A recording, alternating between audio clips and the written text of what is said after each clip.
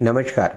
हमारे एक वीडियो पर कमेंट आया था जिसमें उन्होंने लिखा था कि मैं हीरो दिखने के लिए, ठीक है, क्या वो लिखा था, मैं हीरो दिखने के लिए पेट पिचका के चलता था।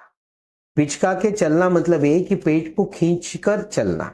बहुत सारे लोगों को आदत होती कि पेट खींच कर चलते ताकि पेट बड़ा ना दिखे, ठीक है। और ये जो व्यूअर है ये भी वही लिख रहे थे कि मैं हीरो दिखने के लिए, ठीक है, ताकि मेरा पेट बड़ा ना दिखे, ठीक है?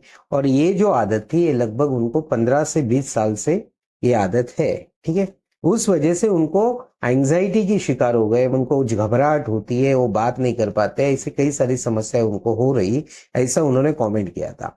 तो आज के वीडियो में हम बात करेंगे कि ये पेट खींच के चलने की जो आदत है, ठीक है, इस वजह से तकलीफ क्यों होती है और इसका एसिड रिफ्लक्स जीआरडी हाइटल हर्निया में क्या संबंध होता है उसके बारे में आज के वीडियो में हम डिटेल में बात करेंगे। तो आज का वीडियो आप पूरा देखना ताकि आपको बात ठीक से समझ में आए। देखिए, बहुत सारे लोगों को ये पेट खींच के चलने की आदत रहती है, पेट खींच के बैठने की आदत रहती है, पेट खींच के खड़े रहने की आदत रहती है। जब भी वो बैठेंगे, खड़े रहेंगे, चलेंगे, बोलेंगे तो उनका पेट अपने आप खींचा जाता है, ठीक है। अभी वो अपने आप हो रहा है, लेकिन कुछ समय पहले उनको ये आदत लग गई है कि पेट खींच के चलने की, पेट खींच के बात करने की, पेट खींच के बैठने की, ठीक है। अभी ये जो आदत है उस आदत का और एसिड रिफ्लक्स जीआरडी हाइटल हर्निया का क्या संबंध है उसके बारे में अभी जानते हैं। देखिए, पिछले 2 वीडियोस में हमने नाभि के बारे में बात की है। नाभि जिस मसल पर स्थित होती है उस मसल को बोला जाता है रेक्टस एब्डोमिनस, ठीक है। अभी ये जो मसल है, ठीक है, ये मसल ऊपर आपके रिबकेज को अटैच है, नीचे आपके पेल्विस को अटैच है। ऊपर जहां रिबकेज को अटैच है वहीं पर वो डायफ्राम को भी अटैच है, ठीक है। अभी वहीं पर आपको एक तनाव महसूस होता है, जहां पर वो ऊपर रिबकेज को अटैच है वहीं पर आपका डायफ्राम अटैच है। आपका जो सेंटर का छाती का बोन है जिसको स्टर्नम बोला जाता है, ये बोन के नीचे आखिरी वाला जो पॉइंटेड ऐसा बोनी स्ट्रक्चर होता है, ठीक है, इसे छोटी सी हड्डी जैसा स्ट्रक्चर होता है जिसको झिपाड़ी प्रोसेस बोला जाता है। इसी एरिया में, मतलब जहां छाती का बीच वाला बोन खत्म होगा और पेट शुरू होगा, इसी एरिया में आपको कंटिन्यूअस एक तनाव महसूस होता है। आप जब भी खड़े रहोगे वहां तनाव रहेगा, जब भी बैठोगे वहां तनाव रहेगा, जब भी बात करोगे वहां तनाव रहेगा, यहां तक कि आप किसी सोच में डूबे रहोगे, एक ही थॉट बार बार आ रहा है तो आप ऑब्जर्व कर सकते हो कि वहां पे तनाव आ रहा है। तो ये जो तनाव है इसका आपके सीधे एलियस के ऊपर प्रेशर आता है, ठीक है, क्योंकि इसका सीधा संबंध डायफ्राम से। एलियस जो लोअर इसोफेजियल स्फिंक्टर है ये आपके डायफ्राम से बना हुआ है। अगर डायफ्राम पे खिंचाव रहेगा तो ऑब्वियसली आपके एलियस पे भी खिंचाव रहेगा। जो एलियस आपका लैक्स हो चुका है, जो एलियस आपका लूज हो चुका है, उस पे अगर और तनाव आएगा, क्योंकि तनाव डायफ्राम पे है तो एलियस पे भी तनाव और आएगा, तो होगा क्या, और लैक्स होगा और लूज होगा।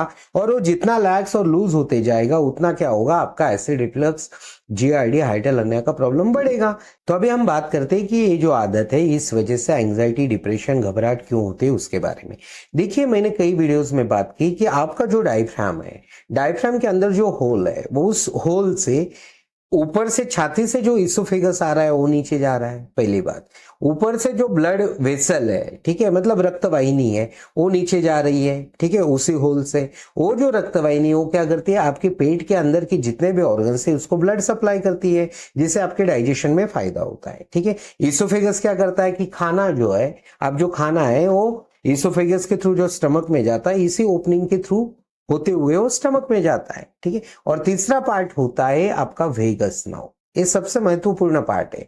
ये जो वेगस है इसी होल में से जाती है, ये डायफ्राम के अंदर जो होल है उसी में से जा रही है। अगर इस आदत की वजह से आपके डायफ्राम के ऊपर तनाव है, ठीक है, आपके डायफ्राम खींचा हुआ है, क्यों, क्योंकि ये मसल खींचा हुआ है, ठीक है, उस वजह से आपका डायफ्राम खींचा हुआ है। और ये जो डायफ्राम खींचा हुआ है उसी वजह से आपके इसोफेगस पे भी तनाव है, आपके वेगस नर्व पे भी तनाव है, आपके जो रक्त वाहिनी है, जो आपके पाचन, आपके जो डाइजेस्टिव ऑर्गन्स है उसके लिए, उनका काम अच्छे से होने के लिए, उनको जो ब्लड सप्लाई लगता है उसके लिए उसका सही होना जरूरी होता है, उसके ऊपर भी तनाव है।